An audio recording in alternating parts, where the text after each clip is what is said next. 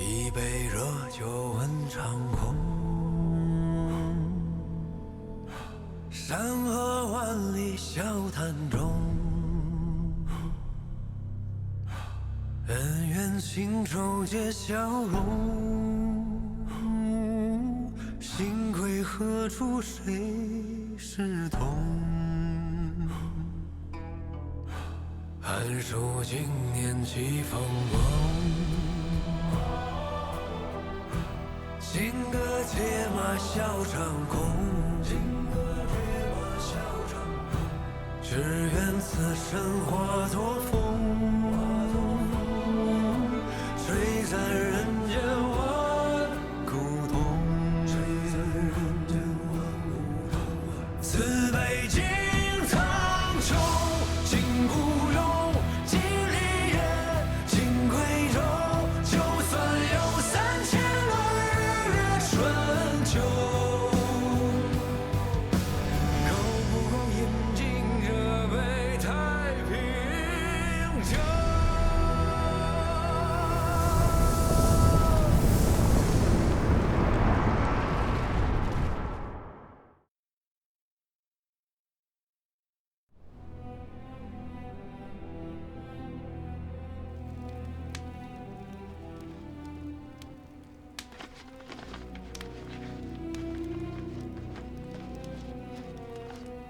孙大师啊，檄文虽由秦淮社与黄龙社签订，所约却皆是国事，望前往于贵社，念两国盟好之重，遵约践约，切勿相负啊！内汉宽心，自今日起，大唐东侧之兵与我吴越之兵同，不论饮食、衣帽、甲械，绝不让众将士受积馁寒孤之苦。这弦月过后啊，某在此处设宴，款待盟邻，详细商讨军资供给之事。诸军之袍泽，便是在下之袍泽；诸军之饥寒，便是在下之饥寒。诸军但有所求，只管来寻我黄龙社。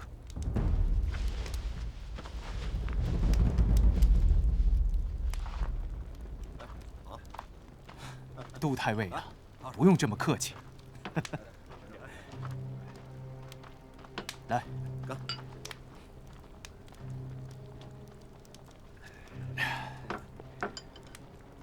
杜太尉啊，这往日里江面上的生意，全都拢在秦淮社手里。咱们黄龙社，连拜佛都寻不到门路啊，当真是苦之久矣。哎。不必理会李元清那小老狗。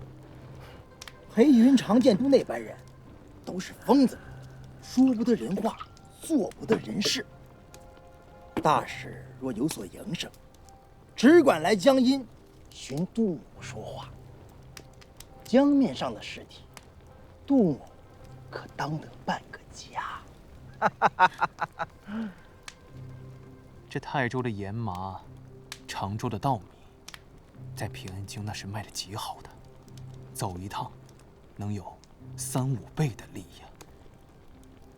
承蒙太尉不弃，多的孙某不敢许，但1成5的利，太尉还是当的。才1成5啊！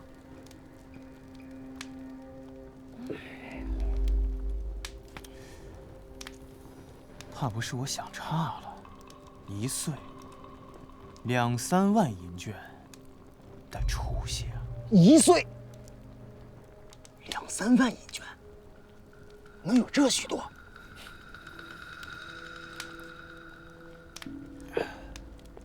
海贸之力，原就是如此。李元清这老狗，这几10年下来，怕不是积了几百万家资了。哼，那不至于。海船不能入江，江船不能出海，往来贸易需要在海口处换船。秦淮社的江船多，黄龙社大都是海船，江面上浅滩多，生怕搁浅。不敢轻易进来。包在某家身上，水军里的战船不能动，渔出来的63艘货船，单个尽属于你。某是讲究人，不白吃你1成5的份子。来，既然如此，太尉，孙某便谢过太尉。干！王师南来，主力自荆州顺流东下，关节点在采石矶。河道上的船行得慢，许多时候是要靠潜伏的。江都县曾经是南唐的东都，镇海军水寨与之隔江相望。江都一旦增兵，必然瞒不过江阴的驻军去。大伯父说得是，孤儿入取江阴，不可明知正兵，只能偏师夜行。是以此番取了崇明。正是。有崇明屯粮在，必不是江都之军有积馁之苦。如玉先生，此番又要劳烦先生了。魏王前去，臣之本分。我在你这个年纪的时候，正好做了贺征旦的副使。此事是由你一手筹划，此番便由你替孤走一遭京师。诺。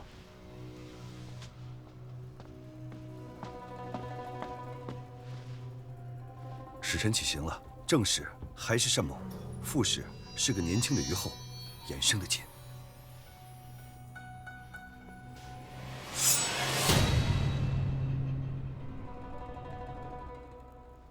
陛下到。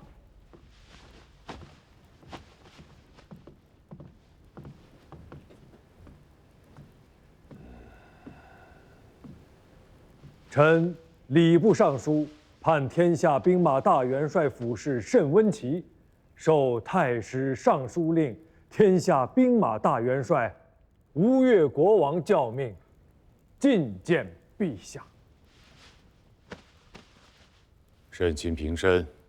谢陛下。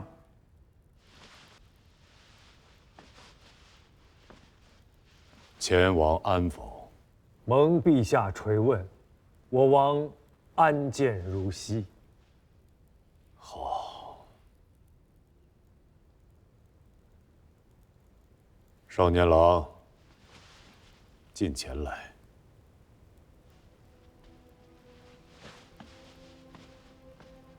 再近些。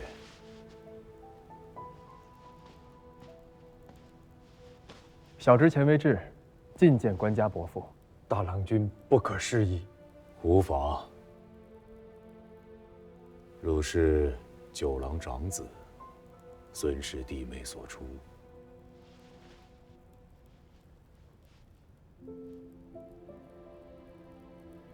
小侄入京前，家父有言：陛下是天子，亦是吾兄，如可续家礼。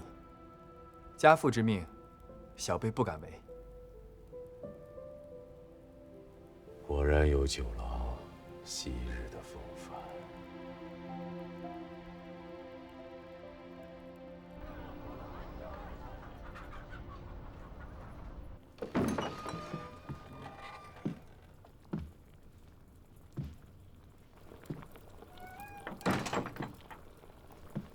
足下究竟是何人？何事相邀啊？孙东主，别来无恙。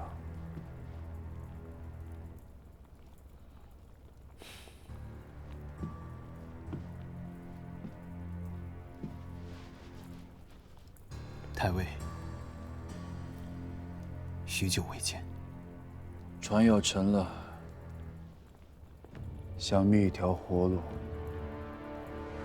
秦淮郡名震江南，为东南3大蛇之一。如此大一桩富贵，这李元清为何要投献于我？此老是个明白人，南唐有灭国之威，覆巢之下，绝无完卵。那时候，秦淮社几十年的经营生意，免不了会被黄龙社一口吃掉。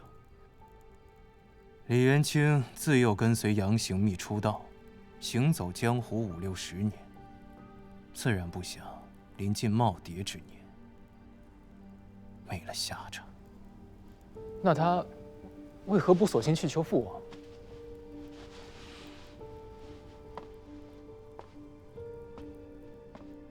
这正是其精明之处。他与你父王是几十年前的旧识，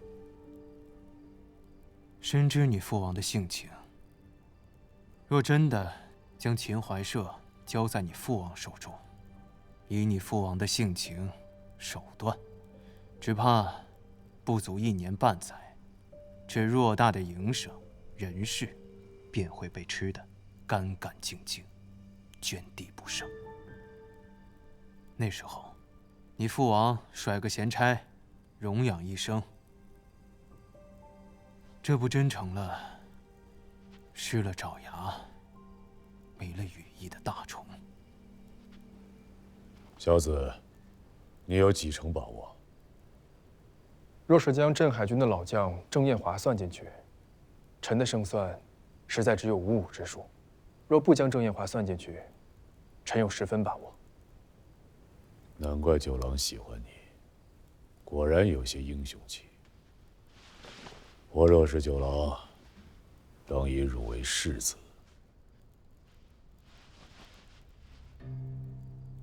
如此英雄人物，我又如何能驱使得动啊？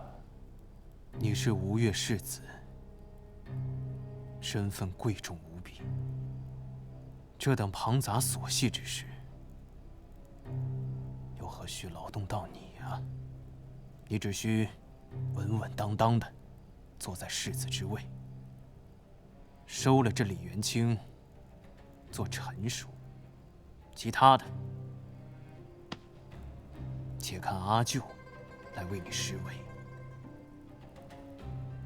不出2年，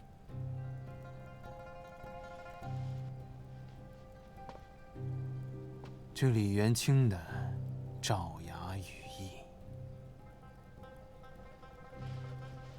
便都会是你吴越世子的爪牙羽翼。臣认为，臣与潘美率师顺流而下，克采石矶，以此处作为水陆两抹中转之枢要，不取江右6州，只管所入江面，使南唐水师不能南北之应，迫使李氏取金陵以东之兵西援。只要郑彦华的镇海军西调，江东便可一鼓而定。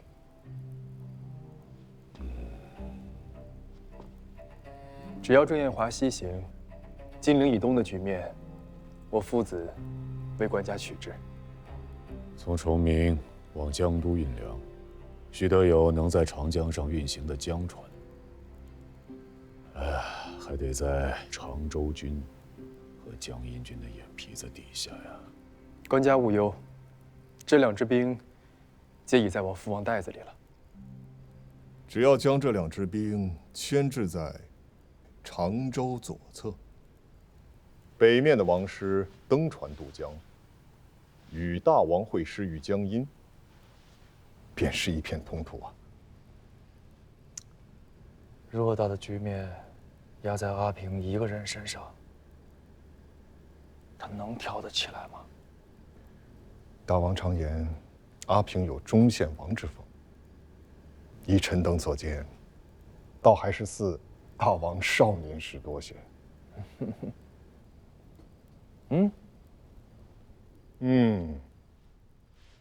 阿平没有那般不靠谱吧？堂兄啊！门下，朕统御万邦，辅临诏书，推至诚而待物，其率徒以归心，不讳行人，事于本志，兴师动众，非我愿为。公元974年9月，宋太祖赵匡胤命宣徽南院使、义城军节度使曹彬为升州西南面行营马步军战兆都部署，统兵10万，水陆并进，进攻南唐。临行特赐宝剑，严令副将以下无用命者斩之。扬我武节，北使虎臣，出临津渡，归总舟船。由连车而见大道，提尺疾而护忠臣。呜呼！为事务极目，乃免其父之机；为号令信明，则无礼法之慢。警行先者，起而击之。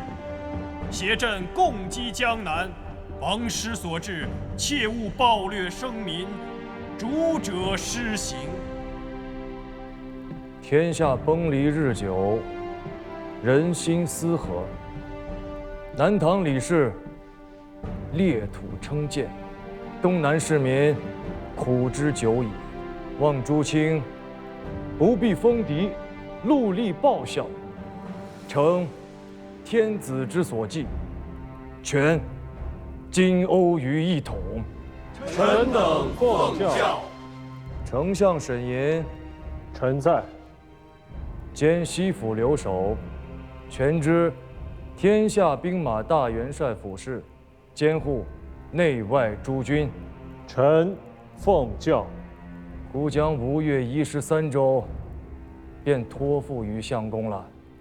臣必恪尽职守，殚精竭虑，不负大王所托。通儒院学士崔仁济，臣在。以汝为升州东南面行营行军长史。臣奉教。检校司空，同参丞相府事，钱维志。臣在。为行营兵马副都虞候，提举粮秣、器械、甲仗工事。臣奉教。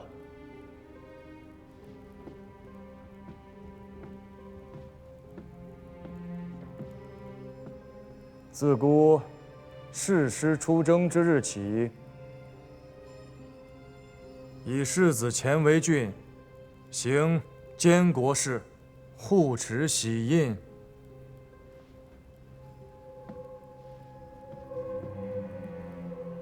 儿臣奉教。汝监国事、军国事，皆许丞相禁止，切勿妄为。丞相，儿臣之授业师也。父王出征，臣当视丞相如父。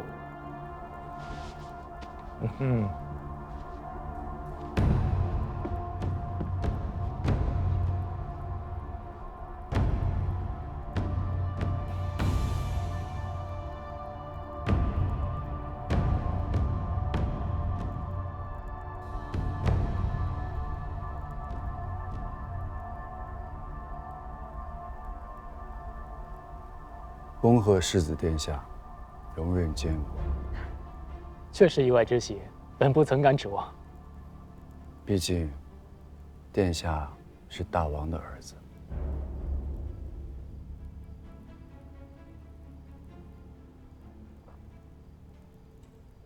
父王不缺儿子，缺的是能做事的儿子。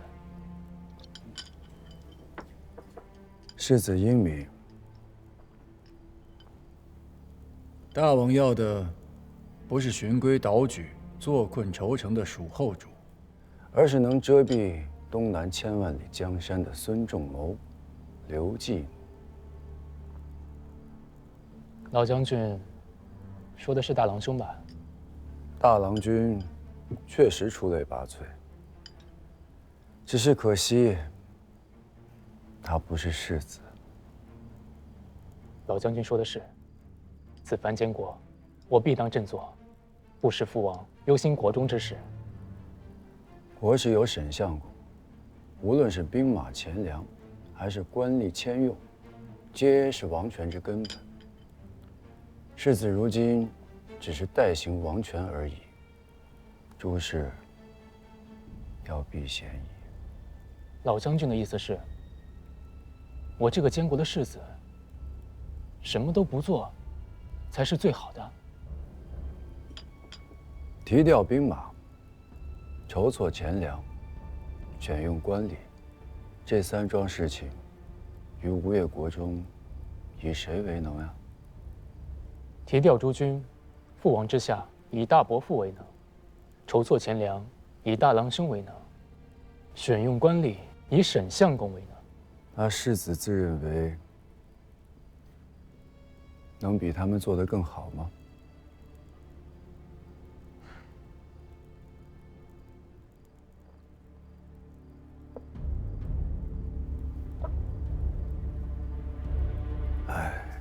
这几桩事情，他人做的有功，殿下这个世子做了的话，难免会让大王生出疑虑。父王并非心胸狭隘之人。世子须知，大王与你不仅仅是父子，更是君臣。老将军说的是，这些提起话，阿舅从来不会跟我说。沈相公虽名为世子师，却只肯在公事上教我，其余事多说一句都是不肯的。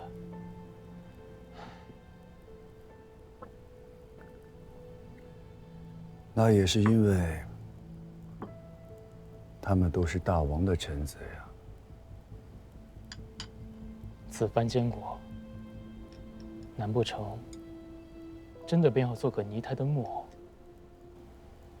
什么都不做，才合了父王的心意？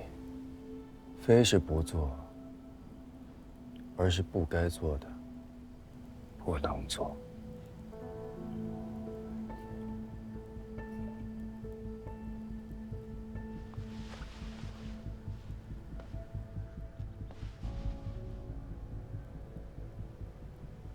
则能院奏请，去岁大比中士者23员，其中9人发为县尉，11人录入部院为令史，另有3员才学卓异，入相府为舍人。相公以为呢？臣等何意？不为州县，无以治台阁；相府舍人之缺，已以诸县令丞进补。大比卓异者，可发为清明官，以识民生之疾苦，庶务之从挫。待其任满3年，勋绩卓然，再进为京员，方为妥当。相公谋国之言，为君受教。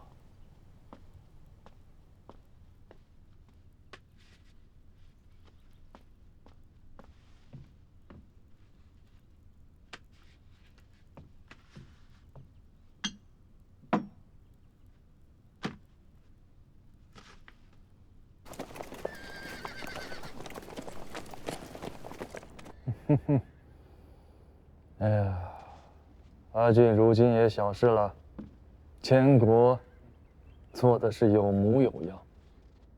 沈兄从不夸人，嗯？如今提起阿俊，竟用了“垂衣长而守法度，进退皆有据”。1、2、3、4、5、6、7……啊，整整12个字夸他。啊！臣当年在内署为都统，看着大王拨打算筹，恍如昨间之事。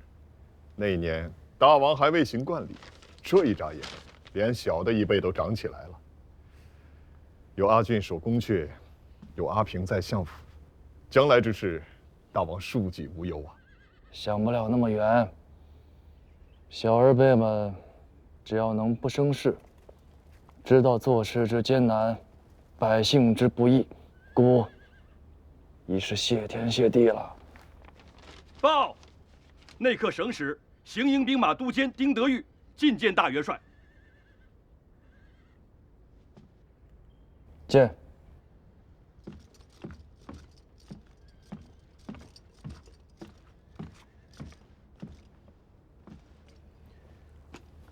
参见元帅。都监免礼。敢问元帅，大军云集此处，逗留不进，却是何故？好叫都监知道，吴越与南唐交兵数十年，前后100余阵，打的其实不是兵马，而是运河。转运粮秣，调动兵力，水陆之费乃是陆路的1/10。只是吴越与南唐20多年来止息兵戈之后，这运河交界之处这一段，常年不用，多有淤塞，只需稍待些时日，便可疏浚一通。敢叫元帅知道，某家自从追随当今天子以来，临阵交兵，斩将夺旗，入川灭蜀，平定康贼之乱。身上的官爵禄位，可都是靠着2条腿，一步一步打出来的，却未曾听闻少了这运河船桨，却打不得仗的道理。都监虽是天子近臣，亦不得在大王驾前无礼。丁德玉，你是天子吗？元帅，此言何意？还是说你是太师、枢密使？某虽不是太师，亦不是枢密，却是天子与朝廷受任的升州东南面行营兵马都监。当年在东京汴梁，当今天子亦不曾在孤面前自称某家。你别忘了，孤不只是东南面行营兵马都部署，孤还是大宋太师、尚书令、天下兵马大元帅。末将并不敢对元帅无礼，只是临行之时，受天子与朝廷所托，不敢怠慢军务，贻误军机。哦，受天子所托，拿给他看。你自家看清楚了，这上面是谁的字？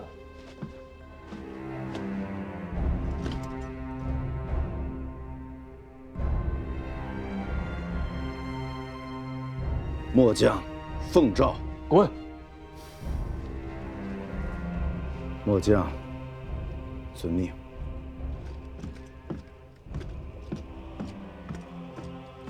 大王，此人虽不足大，却是天子和朝廷遣入军中的，需防着他受了羞辱，回京之后怕是无妨。此役乃是天子自家拨划，大军在此处休整，寻机而进，为的不只是等运河，孤还在等曹彬和潘美。公元974年冬，大宋水师沿长江东下，曹彬避实就虚，绕过江州，命潘美奇袭采石矶。是夜，宋军主力对南唐水寨发动总攻，南唐最后的防线在烈火中崩塌。此战焚毁战船200余艘，歼敌万余，金陵门户至此洞开。江州，龙翔军呐，朱令云呐，李元清呐，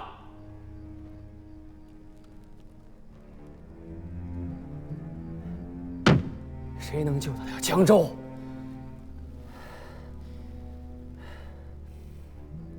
陈海军，陈海军，拟诏命郑彦华率镇海军西调，无论如何一定要救下江州。陛下，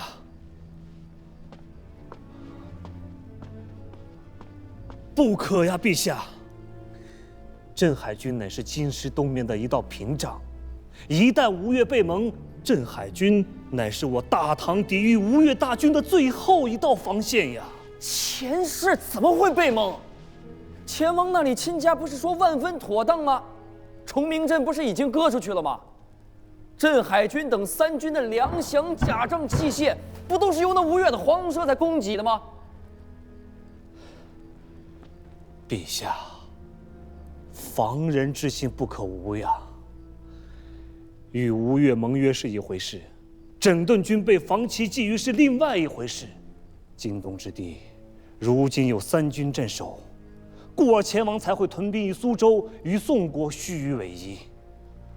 若是将镇海军西调，京师东面门户大开，前王的心思便难料。那你说怎么办？当初要朕割让崇明，以结好前世的是你；如今不让镇海军西调，以防备前世的还是你。话都让你说尽了，朕还能怎么办？陛下勿恼，前王的心思，其实一试便知。徐师傅，你说要如何是？黄龙社为3军提供粮饷、甲胄、器械，江阴军和常州军皆足数供给，只有镇海军、黄龙社的供给颇为不足。郑彦华以下诸将多有怨言，陛下可遣一使者，前往苏州出使军前，当面质问前王。若前王肯依盟约，为镇海军补足供给，则必无背盟屠我之心。若前王不肯，那镇海军万万不可西调。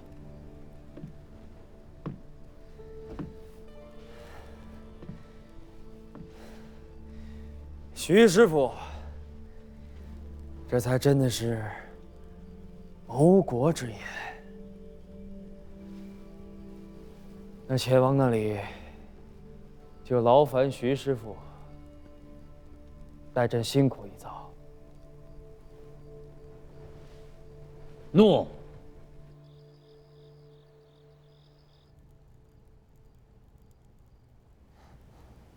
宋军破了江州水寨，可曾进入彭蠡湖？这却不曾说。宋军只烧了水寨，并不曾上岸。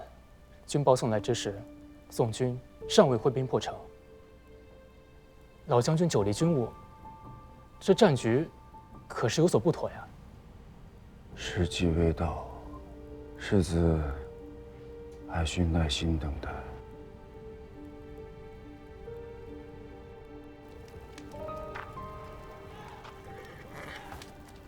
前王不肯见老夫。吴越一军13州，举国皆为宋臣，而今两国交兵，若大王见了徐公，便是叛国之罪。徐公，请回吧。背信弃义呀！背信弃义！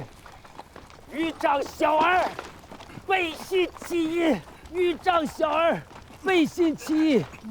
豫章小儿，背信弃义！豫章小儿，背信弃义！豫章小儿，背信弃义呀！儿道，也敢如此待我？背信弃义！不要动！不要动！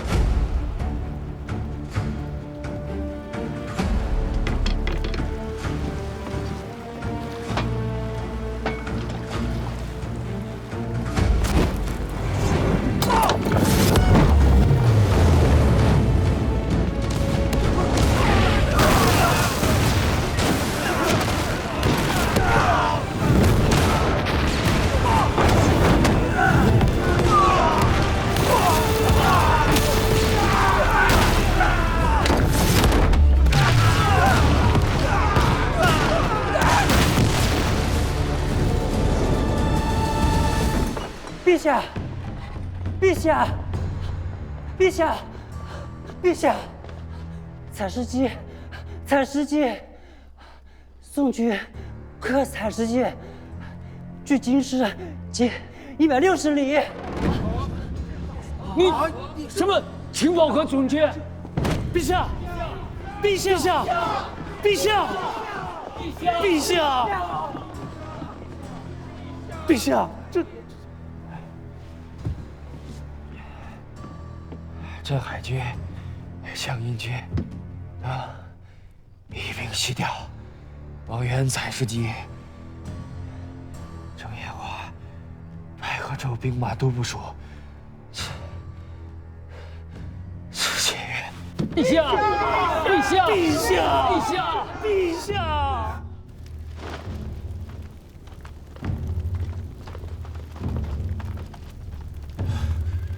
太尉，枢密催促发兵的基地已经第12岛了。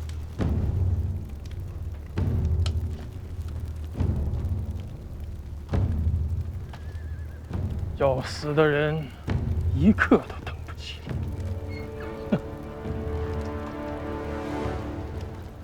走吧，这条路走了60多年，也该走到头了。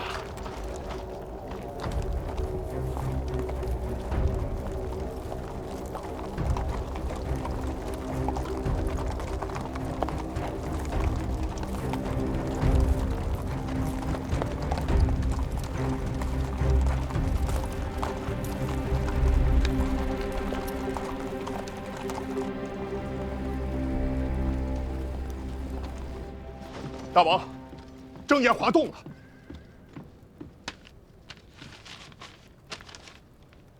镇海军全军皆动，镇海军、江阴军都动了。图。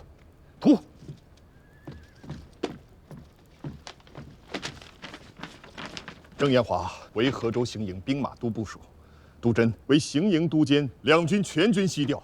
现如今，江宁以东止于江南的常州军兵力不足6000。江左3州，由此处到江宁500里路程，门户洞开。大王，古谚有云：“天欲福取，反受其咎。”江阴军那边，阿平准备的如何了？阿平妥当。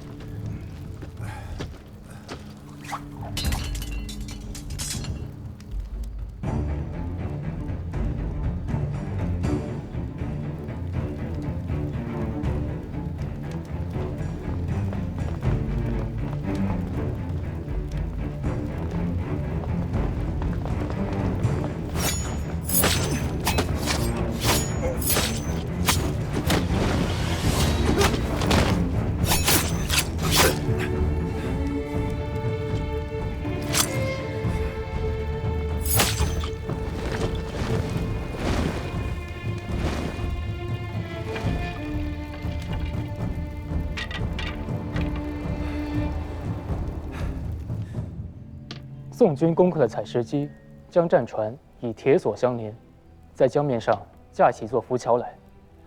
南唐朝廷拜镇海军节度使郑彦华为河州行营兵马都部署，将镇海军、江阴军尽数西调，以缺宋军。老将军，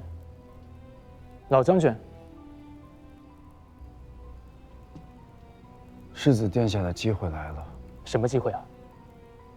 臣下说过，世子为监国，不当做的事情，万不能做。我便是依了老将军之言，这才做了许久的泥胎木偶哑巴。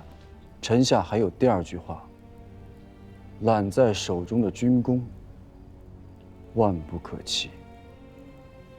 军功，先武肃王开国造基，靠的是军功；文穆王承嗣王位靠的是军功；便是如今的大王能在20多年前权臣桓嗣之下坐稳王位，靠的也是南征福州的开疆拓土之功。天下纷乱，一垂100年，兵强马壮者为天子，当了世子，未必能做吴越的大王；进了相府参知政事，也未必能继任得这东南之主。能决定大王身后大位的，只有军功。大郎兄在军前，要立军功也是他最得便。我一个整日看着印匣子的哑巴世子，哪里有立军功的机会呢？有的，大郎君能做的，无非是提举良末、阵前斩首的微末之功。世子要立的，却是为我吴越开疆拓土的不世之功。老将军是在说什么笑话吗？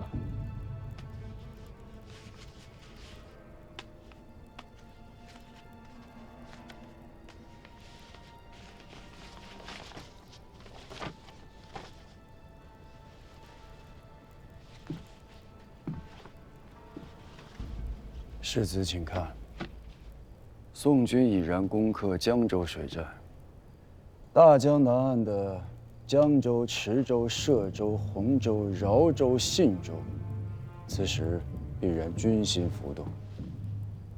老夫在金陵盘桓了几十年，这些州县的长吏大半都有些交情，只需一封大王的诏命在手，此6州顷刻之间便可更易其制，由南唐李家的郡县变为我吴越前世的疆土。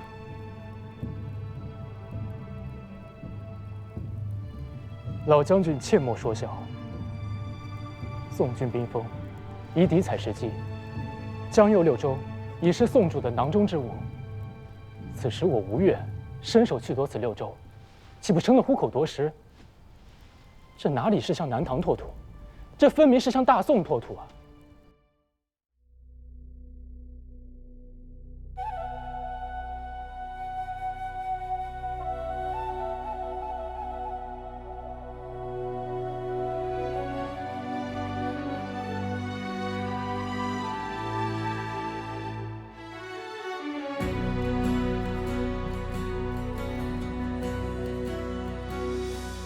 几万里崇山峻，几万里大江奔腾，几万里战马嘶鸣，几万里此情无声，几万里陌上花开，几万